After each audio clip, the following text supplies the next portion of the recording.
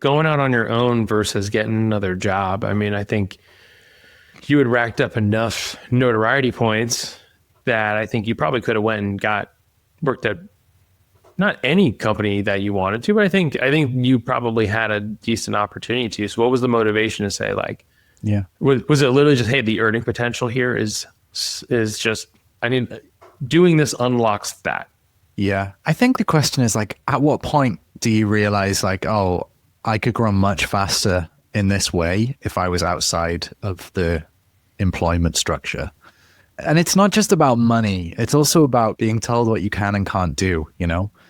Every company that I've ever worked with has gone like, hey, we're cool with side projects. But there are always certain side projects that are not allowed. And I was like, oh, my curiosity is also being captured. And that's not to say that like people were kind of, you know, controlling or anything like that. It's just simply to say, I realize like there's a limit to what I can explore and use my time with if I stay in a company. And there will always be this feeling of like almost golden handcuffs, you know? What's the saying? The two most addictive things in life are heroin and a salary. Like, it's true. You know, you really have to break both of those addictions if you want to live like a really healthy life, you know, if you're a curious person, I think, anyway. Well, the salary piece it's the false sense of stability that comes with it. Yeah. And the false sense of safety, and you are making a trade. Like, you're trading income and earning potential for quote unquote stability. It just feels all of a sudden one day, from the people that I talk to, especially like going through this show with people, it's like most people have that light bulb moment and they go, wait a minute, I have unintentionally agreed to this ridiculous social contract that employment makes my life better versus entrepreneurship. And entrepreneurship is always for somebody else or things like that. And then all of a sudden you realize like, oh, I could probably earn more. I can call the shots on my own life, do the exact type of work I want to do. And it's liberating. It's like, it is most certainly freeing. And it is actually much more addicting than the salary ends up. I don't know about the heroin thing, but the salary for sure. Yeah, I think heroin's pretty heavy stuff. I don't know if you've ever heard this analogy. It's in the book Anti-Fragile, which is classic bro literature. It's of two brothers who enter the workforce at the same time. One of them becomes a banker and the other one becomes a taxi driver. The banker earns at a higher rate than the taxi driver for the majority of his career. But when he's 50, he gets fired because the bank closes. And he's out of the market because he's only been a banker. He's 50. So he's a pretty risky hire for a lot of people. And, you know, suddenly like his earning potential goes to zero. On the other hand, the taxi driver earns at a lower rate, has to work probably harder in many ways. And like for his whole life, people look down on him. But at the age of 50, he carries on, right? He continues earning and like, you know, depending on where they are in the world, he's probably earning a good amount as a taxi driver. And if his work dries up in the area that he's in, he can easily move to a different area of the city or a different time of day, and he can work there. He has the optionality to continue until his eyesight basically fails or his back gives out. And also, if he doesn't want to work, he just doesn't turn up. He doesn't turn on the light. And so like, the question is like, which version of optionality do you want? Do you want the optionality of kind of, this is my income every month, this is the salary, I'm going to earn up until this point, but there's a huge amount of risk involved in that because my bank could close and 100% of my income could go overnight, and then my earning potential too, depending on where I am in my life. And I think like a lot of people in jobs like mine, you know, like marketing and growth are really experiencing that now. Like, it's pretty scary out there for a lot of people.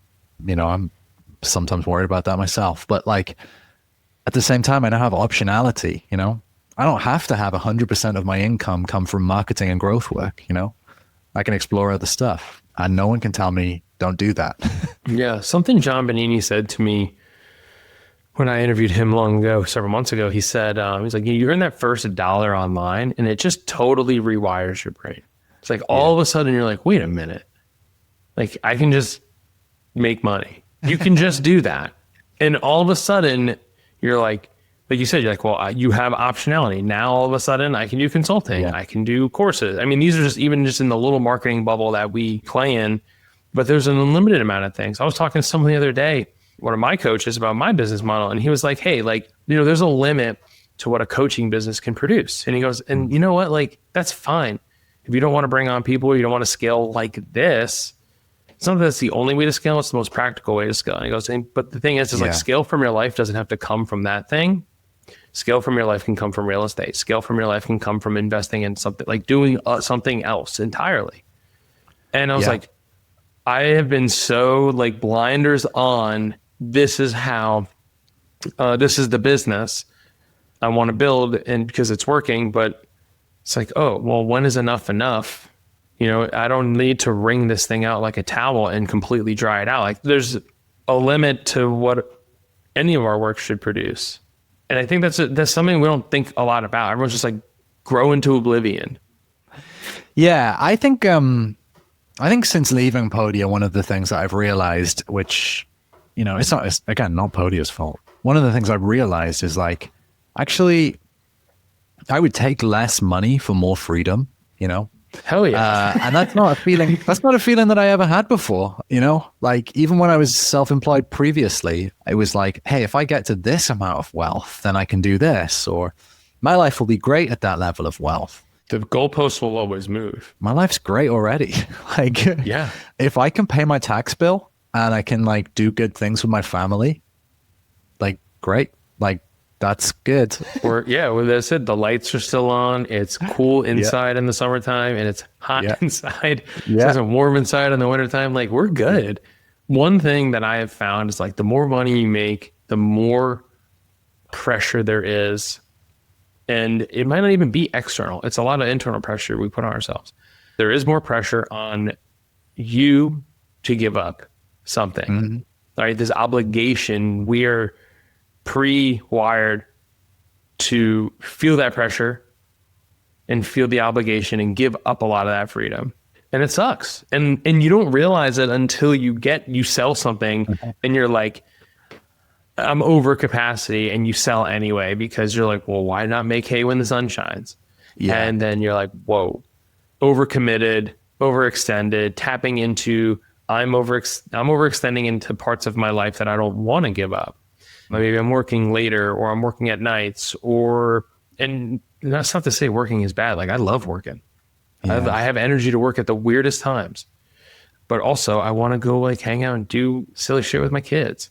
And I don't want to feel the anxiety of like, I have other things to be doing, and then your head's not there. You don't want to be physically present with your kids, but like mentally or emotionally somewhere else. That's even worse.